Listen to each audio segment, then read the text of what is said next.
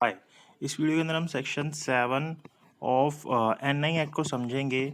इसके अंदर हमें कुछ टर्म्स बताई गई है जो कि आगे पूरे एक्ट के अंदर हमारे लिए यूज़फुल होंगी, और जो हमने पीछे टर्म्स सीखी थी उसके अंदर ये ज़्यादातर टर्म्स जो यूज़ हो चुकी हैं, तो इनका मीनिंग आपको आई होप पता ही होगा, लेकिन फिर भी हम इनको डिटेल में पढ़ते हैं।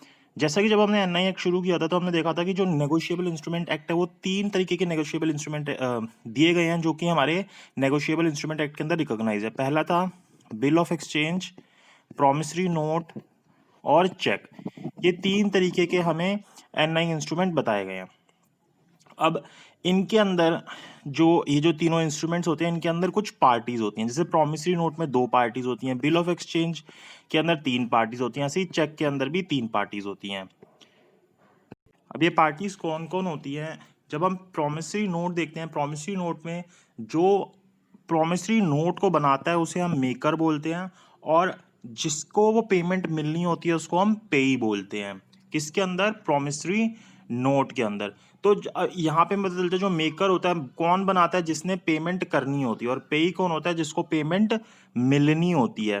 तो इसका मतलब कि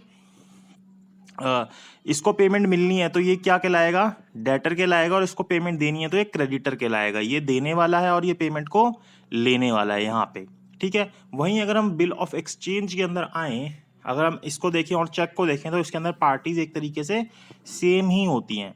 बिल ऑफ एक्सचेंज के अंदर जो बिल को ड्रॉ करता है उसे हम ड्रॉअर बोलते हैं। क्या बोलते हैं? ड्रॉअर बोलते हैं। और यहाँ पे ड्रॉअर कौन होता है? यहाँ पे पेमेंट करने वाला ड्रॉअर नहीं होता, जिसको पेमेंट लेनी होती है वो ड्रॉअर होता है, और जिसने पेमेंट करनी होती है वो ड्रॉई कहलाता है। बट क्या होता है कि ये जब ड्रॉअर जब बिल ऑफ एक्सचेंज को ड्रॉ करता है उससे उसको जाके ड्रॉई से एक्सेप्ट करा लेता है। जब ये इसको एक्सेप्ट करा लेता है तो ये बिल ऑफ एक्सचेंज बन जाता है। और तीसरी पार्टी होती है पेई। पेई कौन होता है? जिसको पेमेंट मिलनी है। पेई और ड्रॉअर सेम पार्टीज भी हो सकती हैं और अलग अलग भी हो सकती हैं। वो अलग अलग कैसे हो सकती है? वो जब हमने बिल ऑफ एक्सचेंज को डिटेल में समझा था वहां पे हमने समझा था, तो आप उस वीडियो को जरूर देखिएगा जहां पे हमने सेक्शन 6, 5 और 4 को समझा है। जैसे बिल ऑफ एक्सचेंज है वैसे ही चेक होता है।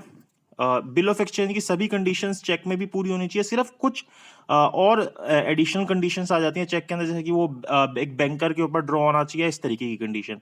बाकी वही सभी चीजें बिल ऑफ एक्सचेंज वाली चेक के ऊपर भी एप्लीकेबल होती हैं। अब जब हम सेक्शन 7 के ऊपर आते हैं, तो सेक्शन 7 के अंदर इसने सबसे पहले टर्म समझाई है ड्रॉअर। तो अब अगर ये अभी मैंने आपको जब समझाया कि बिल ऑफ एक्सचेंज में कौन कौन पार्टीज होती हैं, तो वहां पे हमें समझ आ गया कि ड्रॉअर कौन होता है। तो जो बिल ऑफ एक्सचेंज और जो चेक जो बिल ऑफ एक्सचेंज और जो चेक को ड्रॉ करता है या मेक करता है उसको हम क्या बोलते हैं? ड्रॉअर बोलते हैं। ये ड्रॉअर जो है प्रॉमिसरी नोट के अंदर नहीं होता, वहां पे उसको क्या बोलते हैं? मेकर बोलते हैं। वो क्या होता है वो भी मैंने आपको बताया, ठीक है। अब ड्रॉअर जो है, ड्रॉअर कौन होता है? जो बिल ऑफ एक्सचेंज या चेक को ड्रॉ करता है।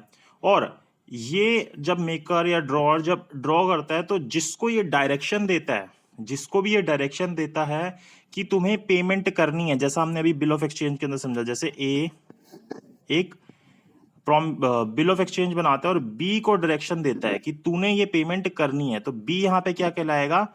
ड्रॉई कहलाएगा। ड्रॉई कहलाएगा। तो पहले ये 2 टर्म समझाइए, ये ड्रॉअर कहलाएगा, जिसको डायरेक्शन दी गई वो ड्रॉई कहलाएगा, और ये इसको एक्सेप्ट करेगा कि हाँ मैं तेरी पेमेंट कर दूंगा।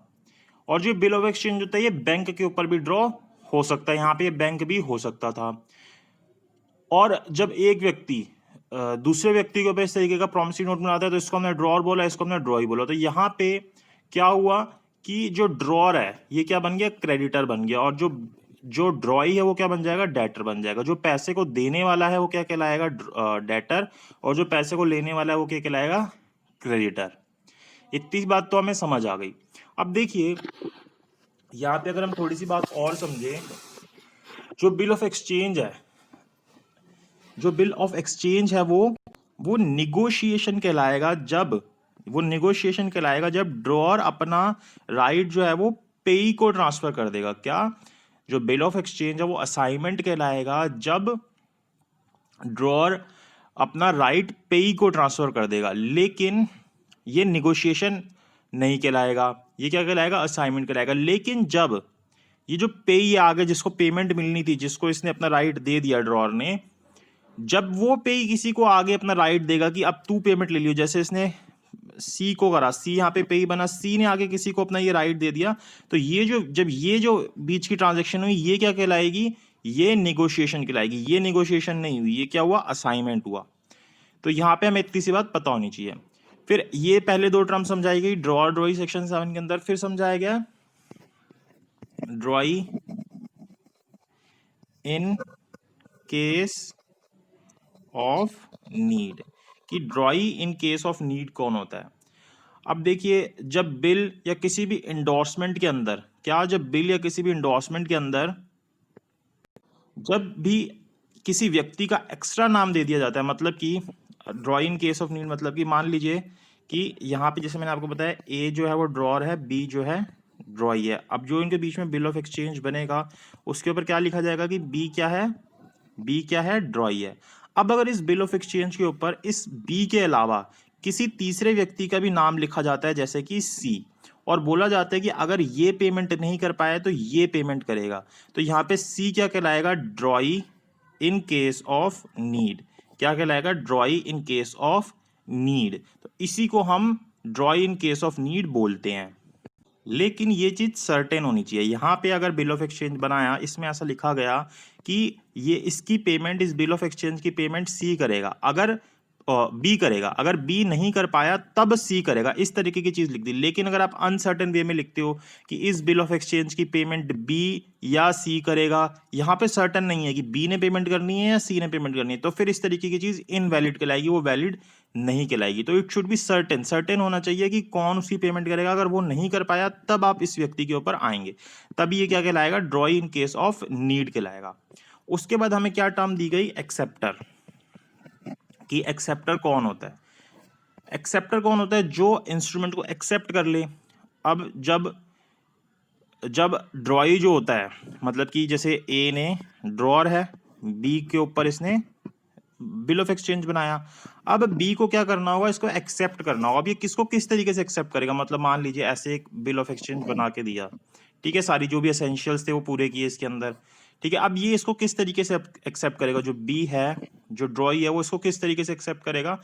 एक तो वो इसके ऊपर अपने सिग्नेचर करेगा, अपने साइन करेगा, जिससे कि पता चलेगा कि इसने अपनी असेंट दी है, इसने इसको माना है, इसने इसको एक्सेप्ट किया है। मान लीजिए अब ये सिर्फ एक ही पेज का बिल ऑफ एक्सचेंज है, या फिर मान लीजिए एक से ज्यादा पेज का बिल ऑफ एक्सचेंज होता है, एक ऐसे करके और पेजेस होते हैं, तो किसी एक के ऊपर भी अगर वो साइन कर देता है या सबके ऊपर साइन कर देता है तो वो उसकी एक्सेप्टेंस मानी जाती है। अब सिर्फ साइन करने से बात नहीं चलेगी, साइन करने के बाद इस एक्सेप्टेंस को, मतलब कि इस बिल ऑफ एक्सचेंज को, उसको ए को जाके डिलीवर भी करना है, ताकि उसको ये नोटिस मिले कि हाँ बी ने इसको एक्सेप्ट कर लिया, मतलब या तो डिलीवर कर दे या फिर उसको वो नोटिस दे दे कि हाँ मैंने उसको साइन कर दिया।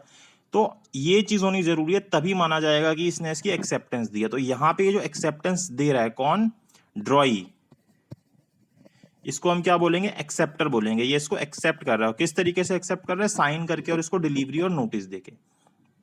तो ये क्या होता है, ड्रॉई होता है, और सॉरी एक्सेप्टर होता है। उसके बाद हमारे पास टर्म आती है एक्सेप्टर फॉर ऑनर।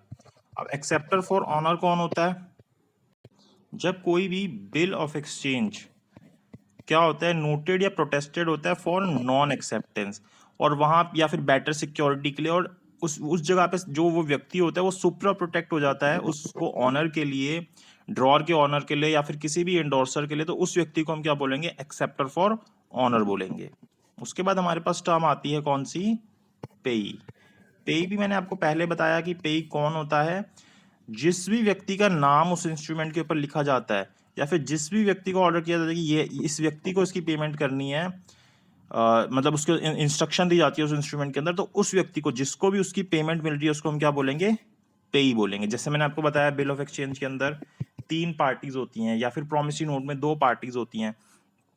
तो यहाँ पे जैसे ये ड्रॉर है, ड्रॉई है, और ये पेई है, तो ड्रॉर और पेई ये सेम व्यक्ति भी हो सकते हैं और अलग अलग भी हो सकते हैं। सेम कब होंगे, जब ड्रॉर ही इसकी पेमेंट ले रहा है जाके ड्रॉई से, तब वही पेई बन जाएगा। लेकिन अगर मान लीजिए ड्रॉअर ने किसी और को ट्रांसफर कर दिया, मतलब इंडोर्स कर दिया, बैंक के नाम, बैंक से डिस्काउंट करा लिया, या सी व्यक्ति से जाके इसको डिस्काउंट करा लिया, तो फिर या इंडोर्स कर दिया, तो ये क्या पेई यहाँ पे कौन बन जाएगा, बैंक या फिर ये सी व्यक्ति बन जाएगा। तो पेई कौन होता है, जिसको उसकी पेमेंट मिल रही है।